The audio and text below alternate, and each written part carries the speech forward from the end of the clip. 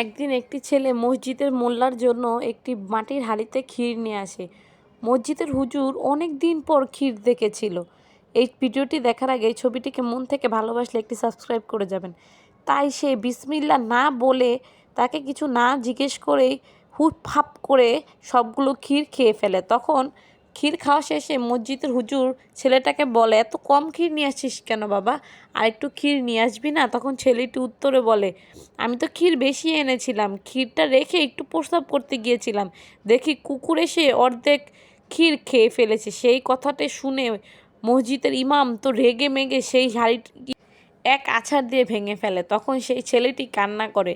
তখন হুজুর বলে, তুই কান্না করছিস কেন?